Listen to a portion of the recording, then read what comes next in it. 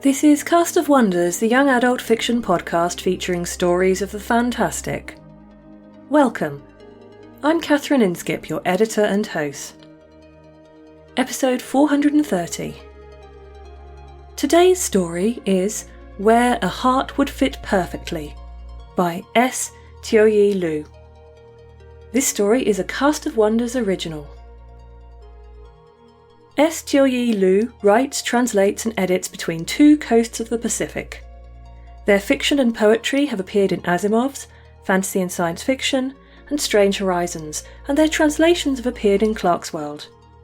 They edit the flash fiction and poetry magazine Arsenica. You can find out more about S at their website s.teoyi.lu.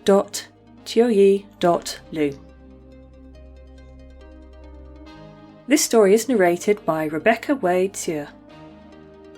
Rebecca Wei-Tia is a Taiwanese-American actor, writer, translator and sensitivity reader based in New York City. Having grown up across several continents, her work focuses on the interplay between Asia and the Asian diaspora, gender, queerness and mental illness, and has been featured in outlets like We Need Diverse Books, Wear Your Voice magazine, Book Riot and The Dot and Line. She has a BA in Theatre and Italian Studies from Wesleyan University, and you can follow her attempts to use her liberal arts degree at rwthea.com. A few quick content warnings: this story contains some profanities and touches on themes of self-harm and suicide. And now, we've a tale to tell.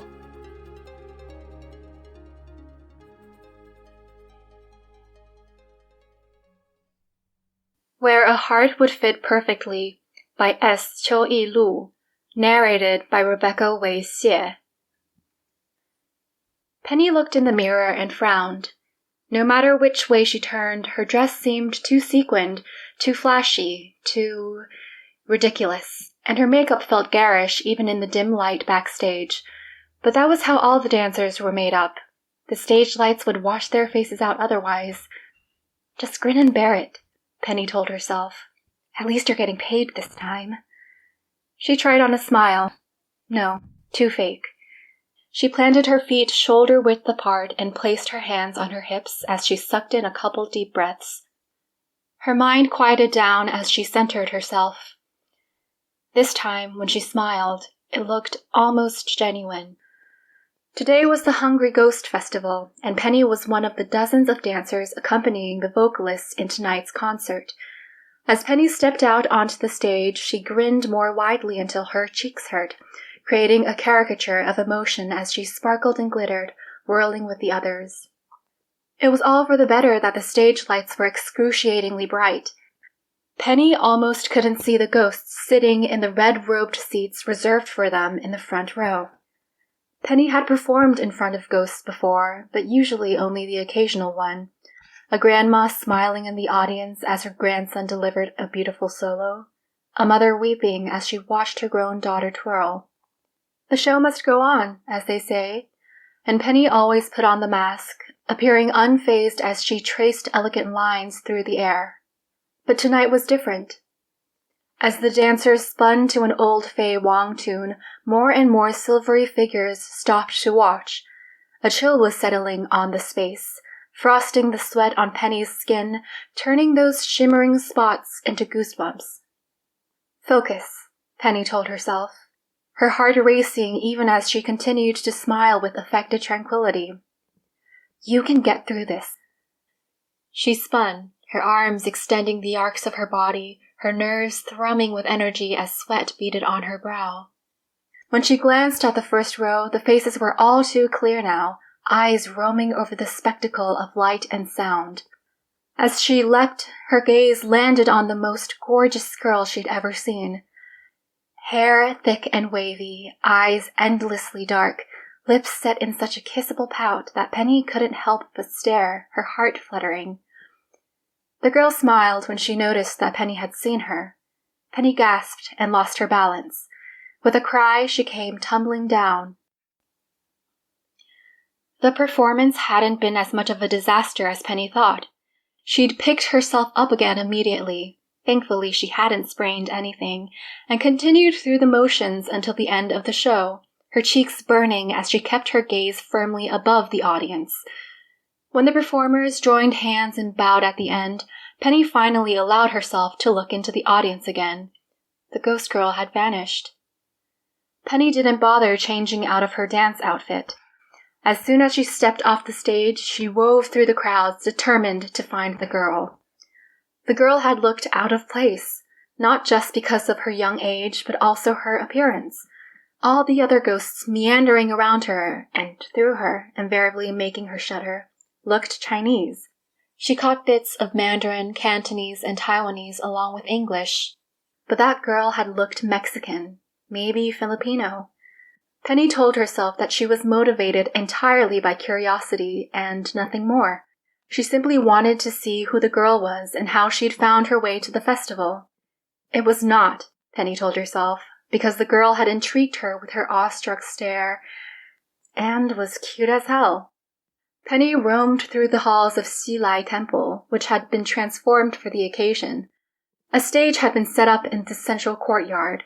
On the edges of the courtyard were row after row of altars for the dead, each piled near toppling with food, fresh fruit, chips, baozi. Penny was tempted to pocket something for herself, but to actually do so still felt sacrilegious, even though she was a lapsed Buddhist. She found the ghost girl in a quieter corner of the temple, which was still no easy feat. Xilai was the second largest Buddhist temple in the United States, and, by the time she found the girl, Penny's thighs were aching from all the stairs she'd climbed. The girl had her back to Penny, but she still knew it was her. Her hair tumbled over her shoulders in wild cascades, curling in arabesque patterns, as if there were poetry written in the strands. She was translucent, glowing silver like moonlight as she reached out for a baozi. When she lifted it, only the glittering spirit of the baozi came away in her hand. The earthly body of the baozi remained on the plate. Still, as Penny came around to stand before the girl, she could tell that she was enjoying the food. "Hi," Penny said. The girl nearly choked.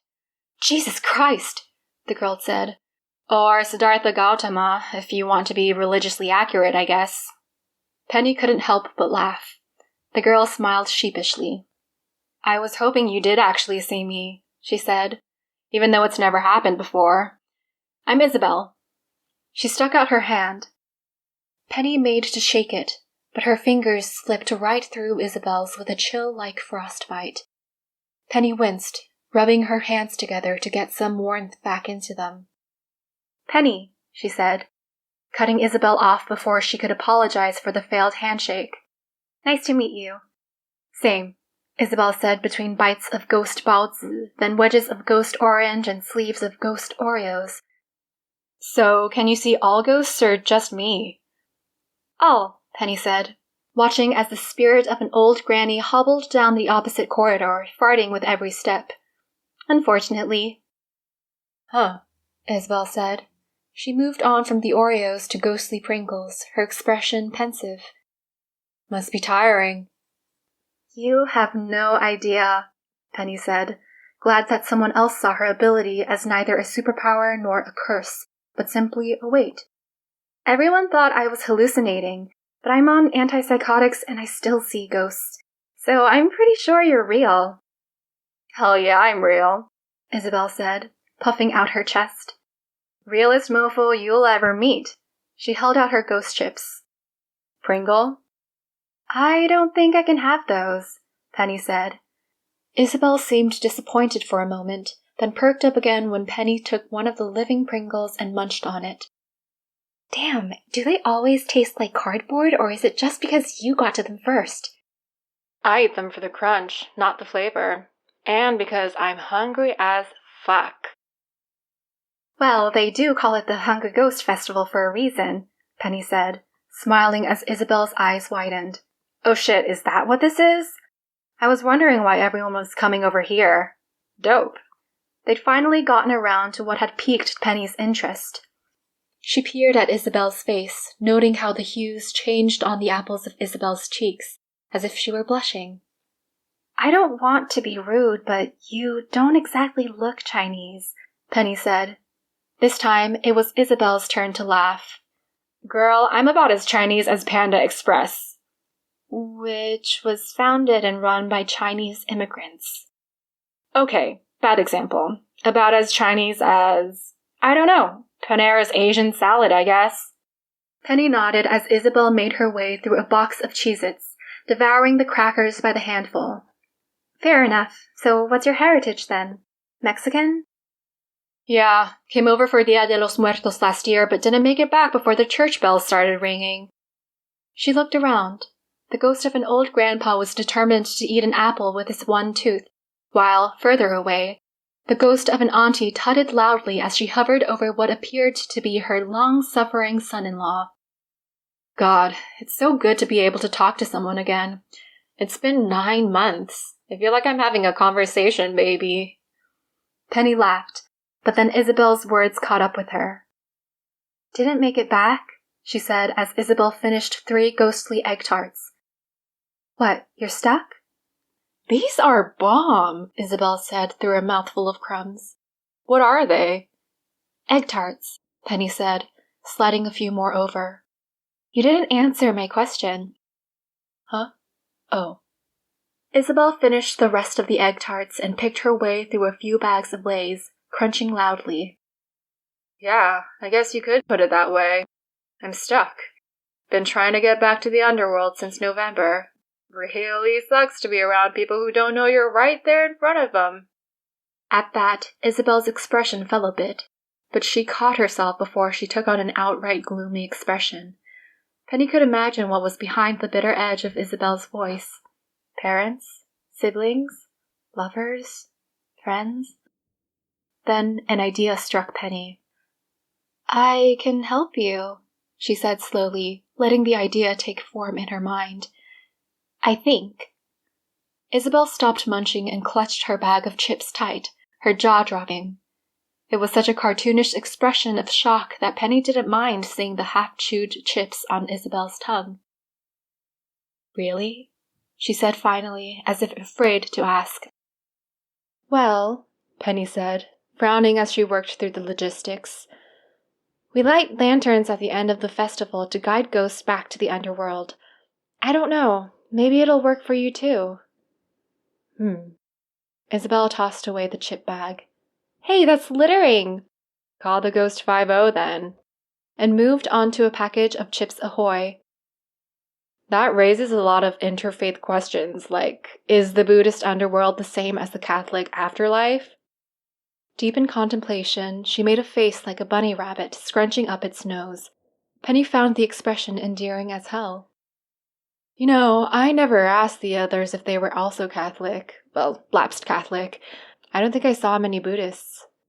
She ate her way to the ghostly pit of a ghost peach, her mind working away at the proposal.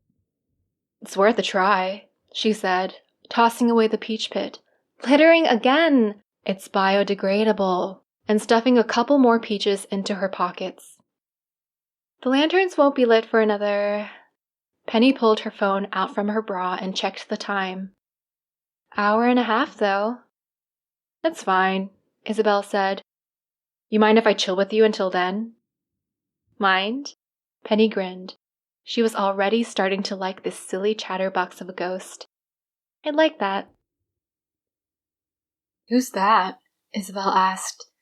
They'd left the altars and gone into a grand ornate room, reverent in its silence. A statue looked down benevolently on them. Guan Yin, the goddess of mercy, Penny replied. She grabbed a few sticks of incense, whether out of habit or because she wanted to show a piece of her heritage to Isabel, she wasn't sure. Penny stepped over to a flickering candle and a pool of hot wax and lit 4 joss sticks. The number for death, she thought, as she waved the sticks until the flames extinguished into a soft smolder that left trails of blue-gray smoke in its wake. Isabel paused her feasting as Penny knelt on one of the cushions before Guan Yin. She took a deep breath and closed her eyes, centering herself as she pressed her palms together with the incense between them, touching the roots of her thumbs to her forehead, then to her heart, as she allowed herself to exist in the calmness within her.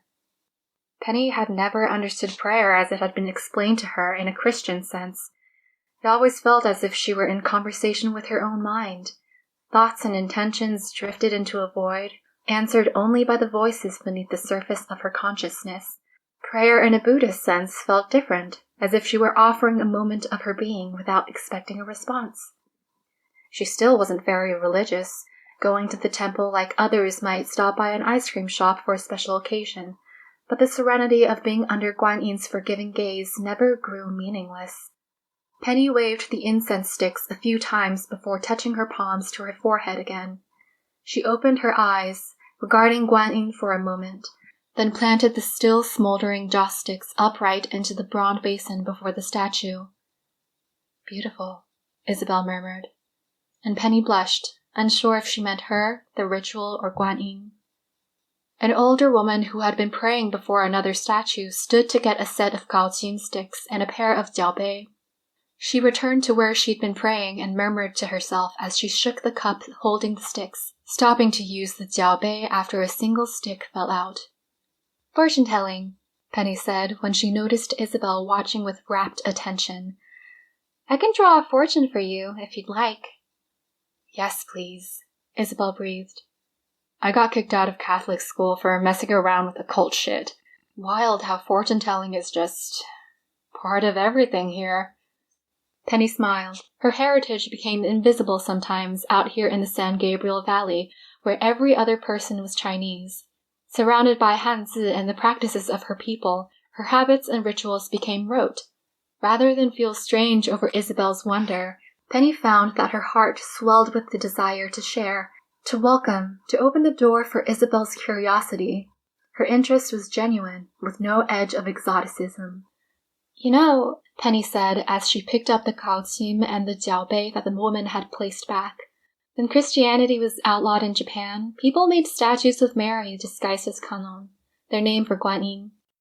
I'd like to think that if she's the goddess of mercy, she wouldn't have given a shit if you messed with the occult." Penny knelt back onto the cushion and held out the cup. "Ready?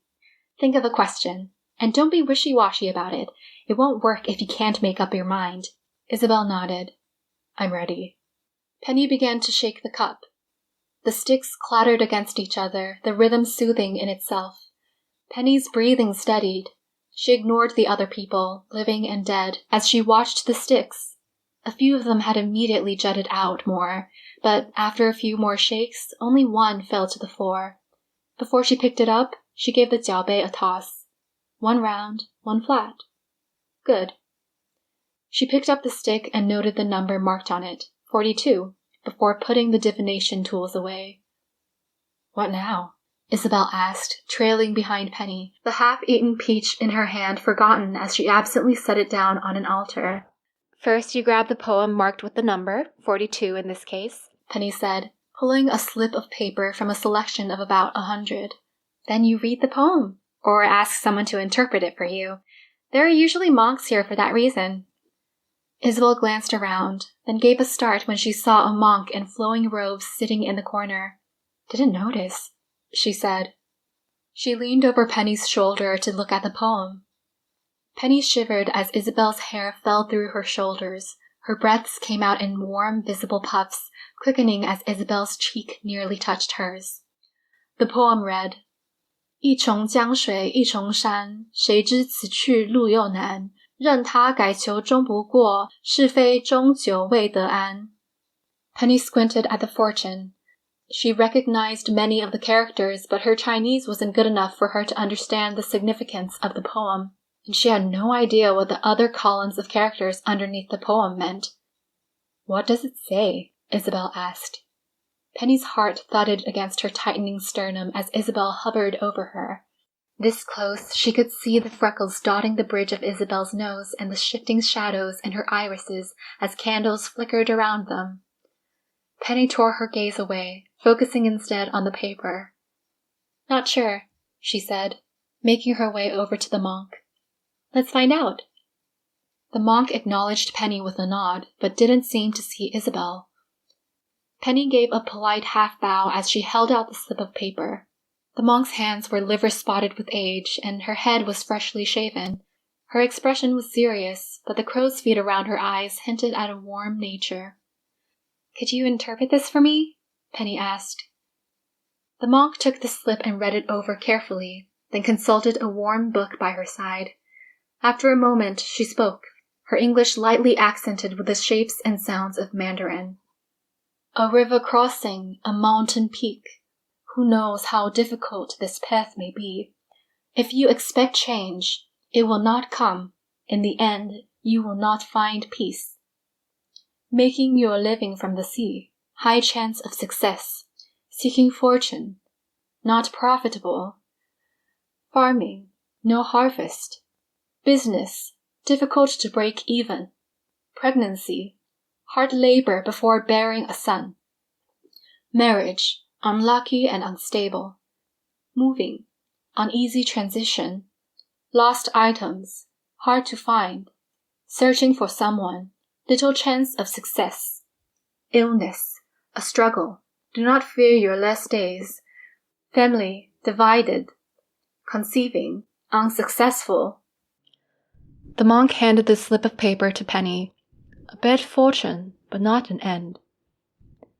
Penny thanked the monk and dropped a handful of change into the donation box. Isabel had gone pale, if such a thing could be visible from her translucent form. Penny stepped away from the monk and back toward the statue of Guan Yin. "It's just a fortune," Penny said when she noticed that Isabel still hadn't recovered. "They're vague and always applicable." Isabel said, then stopped. "I never told you how I died." Penny had noticed that Isabel was young, somewhere in her 20s, but she hadn't felt compelled to ask. She shrugged. "You don't have to." "I want to," Isabel said, "unless you'd rather not hear it." There was an edge of need in Isabel's voice, a pleading note that lodged itself in Penny's throat. She'd had spirits talk to her before, some far less considerate about sharing details of their deaths, others unable or unwilling to remember. It still didn't make the subject of death any easier for her, but she could tell that speaking aloud would bring Isabel peace. "Go ahead." Isabel took a deep breath. "I never got along with my family, but after losing my job, I had to give up my dreams of the big city and move back in with my dad in South Pasadena." She fiddled with a lock of hair, twirling it around her finger as she bit her lip. "I hated it. He's a toxic fountain of negativity, and I absorbed that like a sponge, then squeezed that back out onto my friends and the rest of my family, until they started leaving, one after another." Isabel looked away, a sad smile on her face, as if the act of working those muscles would ease her discomfort. "I was full of anger. So much anger that it took over me and choked me with rage. And when I rage, when I hate, my target is always myself." She paused. Penny gave her a moment. Interrupting her now might stop her train of thought and deny her the closure she so clearly wanted. After a couple of false starts, Isabel took another deep breath as she avoided Penny's gaze. "I drove myself off the 10 overpass. That exchange between Diamond Bar and Pomona. I'd gone out when I was so pissed I couldn't think straight, and I let the impulses take over, and, well..." She shrugged. "I lied to you. I didn't miss the church bells. My sister had put out an ofrenda for me on Dia de los Muertos. But my family, they don't understand suicide. To them, it's a sin. A shame." She turned, trying to wipe her eyes surreptitiously. Penny averted her gaze to give Isabel some space and dignity. "My mother and sister had an argument. I don't remember about what exactly, but they tore down the ofrenda, and I've been cut out, erased. The photos of me are gone. My room is a guest room now." "I'm sorry," Penny said. Whatever words she could offer were never enough to convey the gravity of the grief of the deceased, and her own second-hand grief, repeated through counseling the dead. But by now she'd gotten used to compartmentalizing others' pain so that it wouldn't carry over into her own life. If there was one thing she appreciated about going to therapy, it was learning that skill. She'd counseled the dead since she was 6 years old. The ghosts had no one else to speak to, and she found it easier to comfort them than to ignore them. "The thing is," Isabel said after a moment of silence, Maybe I could have found peace. Maybe I could have created change instead of just waiting for it. Maybe... Isabel smiled, bittersweet this time. Maybe I could have met you under different circumstances. Better ones. Penny's heart skipped a beat. She looked into Isabel's eyes, wondering if she too felt the way space softened between them, the way they eased into a comfortable tempo with each other, like swans gliding onto the water's surface. But they couldn't have that. Not romantically, not platonically. Penny would be the only person Isabel could interact with, and no true love can be born of one person orbiting the other, their universe recentered onto one soul. Penny had seen what happened to ghosts who lingered on Earth, away from the underworld. They withered, morphed, became vortexes of want, their humanness gradually stripped away by time. Maybe, she said. She looked up into Guan Yin's tranquil face. Compassion. Mercy. But, she said, smiling encouragingly as she gestured to the people beginning to flow past the temple doors, these circumstances aren't too bad either.